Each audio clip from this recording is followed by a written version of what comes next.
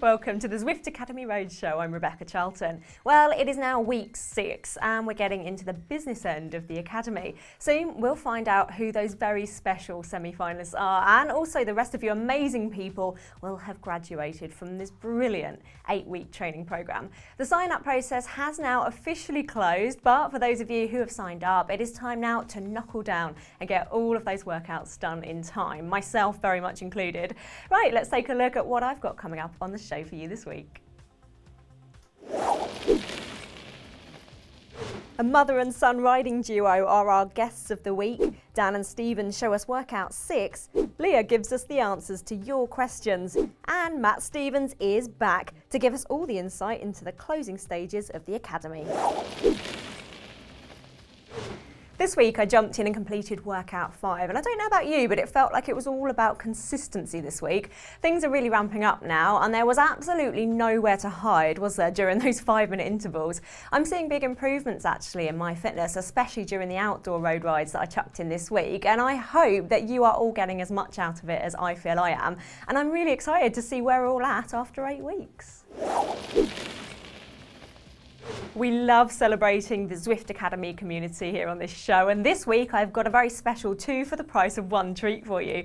We've gone from the oldest ZA rider in Roger Artley, who we met in week 4, to perhaps the youngest, 10-year-old Tom Wilks, who is joined on the Academy journey by his mum Gemma. First, let's take a look at their impressive cycling history.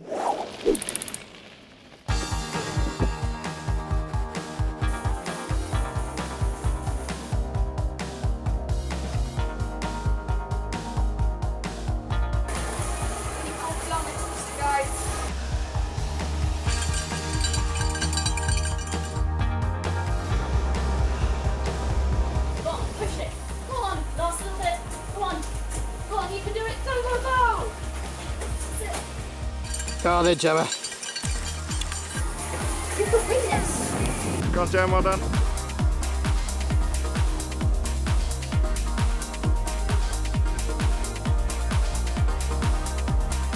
Four laps to go.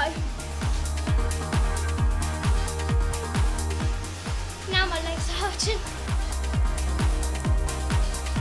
Nearly there. Go on. 2, 1, go. Hello, welcome to the show, Gemma and son Tom. How are you both? Good, thank you. It's great to have you on the show. Thanks so much for taking the time to chat to me. How did you first start Zwifting? Did you both get on it at the same time?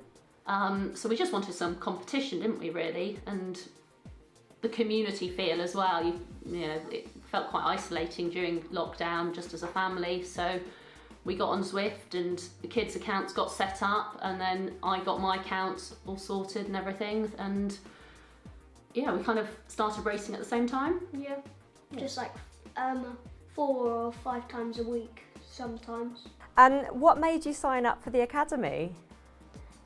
It's just to know that you could be in a pro team, but I'm too young to be in a pro team. It's just so that when I'm older, I could be on a pro team. Gemma, how have you found the Academy this year so far? I have no illusions that I'm heading for a pro contract by any stretch, so I'm using it for the structure of training, the insight that it gives, and also the community, to be honest. I was on a group ride earlier, and it's so lovely being with lots of other women, the chat that's happening, which I haven't figured out how to do yet. I must admit, I've got a smart TV and I haven't figured out how to do the comments and things, so I do need to figure that out.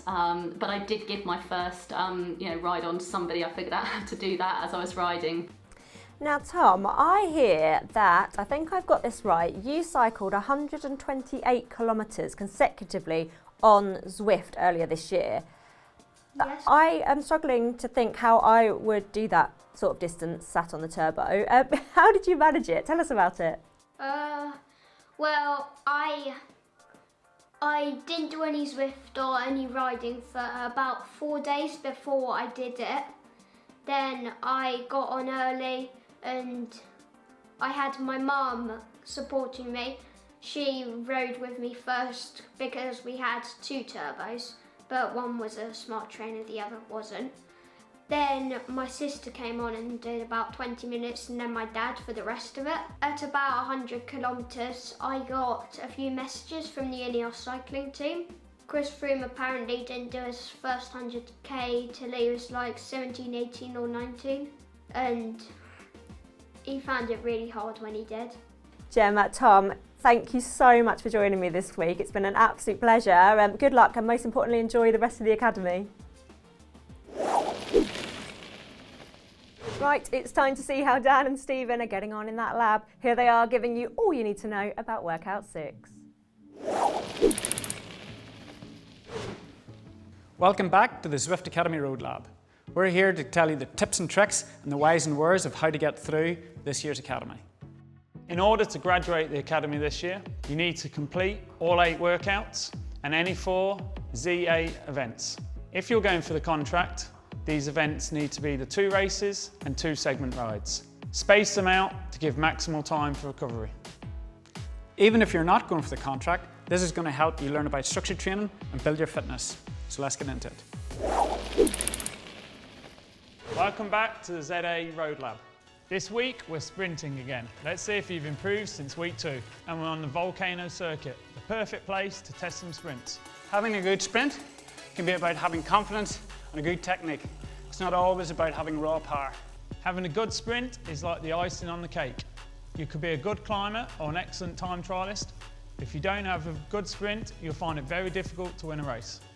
In this workout, we're working on your sprint and setting a benchmark for what peak powers you can do over 10 and 20 seconds. Having a good sprint is more than just having lots of fast-twitch muscle fibers. It's about using this in the most efficient way. At the start of this session, we help you build good technique with some seated sprints. Then as we build into the workout, we hit some peak powers. It's time to empty the tank.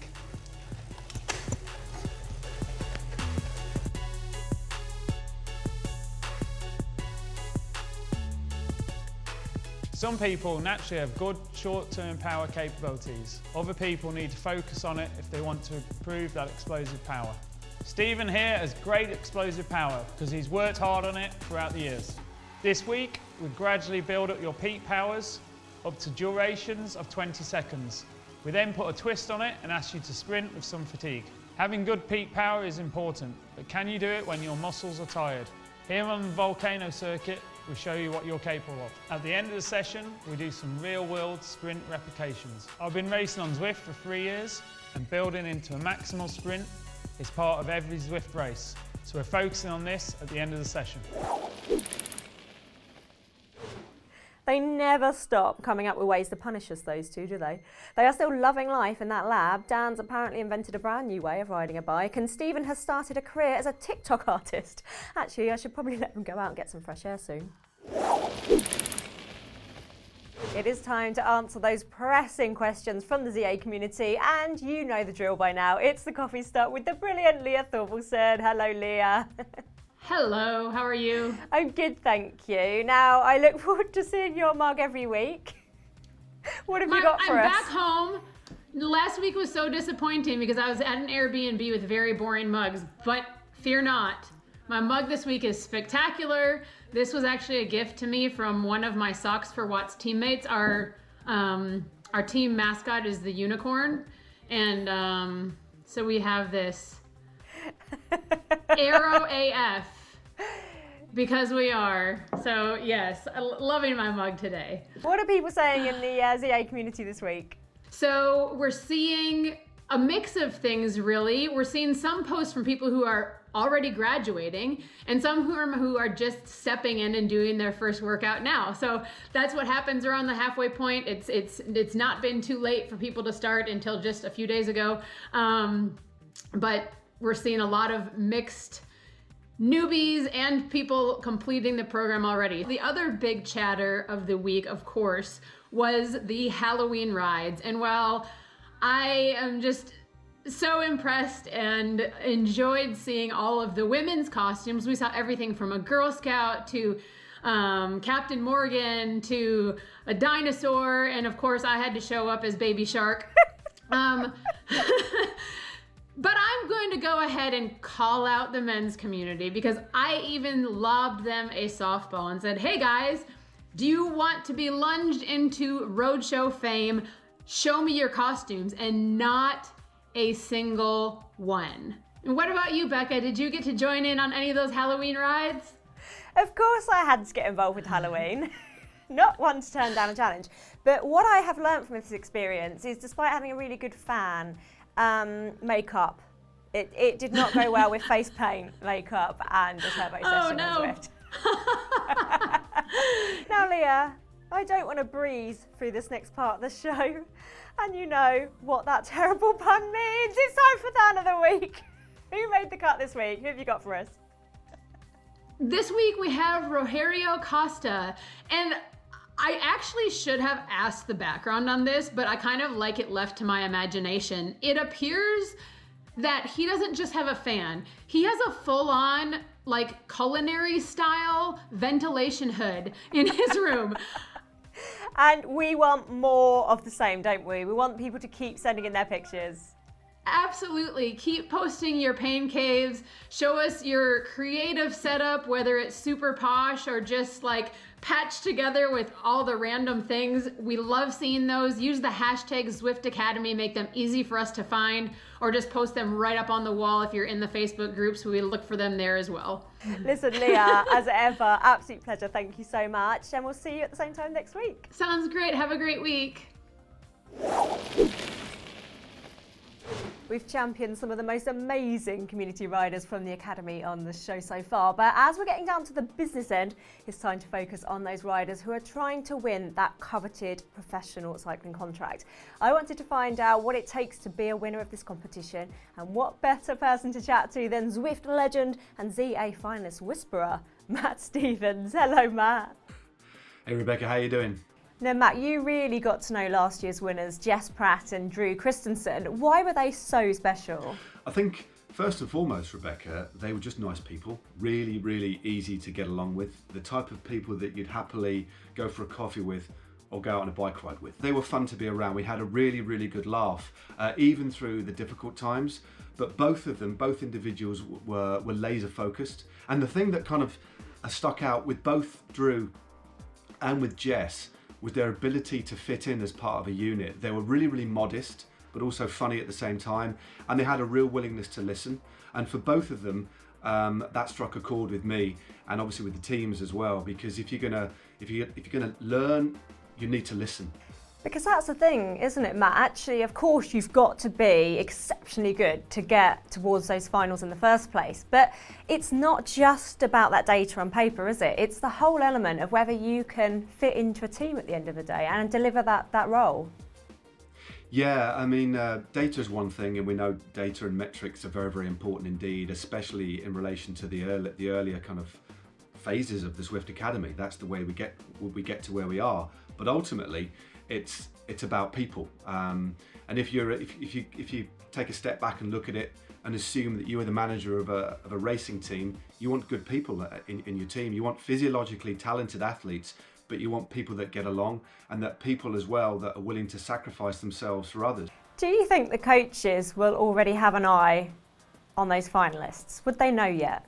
So I think in terms of pure physiology, they've got a bit of an idea, but the next step is understanding these people a little bit more. So as we move through to the final and just before the final, we're going to get to know these people, and that's going to be really, really exciting. So we've got all the data and the metrics underpinning who the finalists are, and then it's getting to grips with their personalities, and that's going to be equally as fascinating.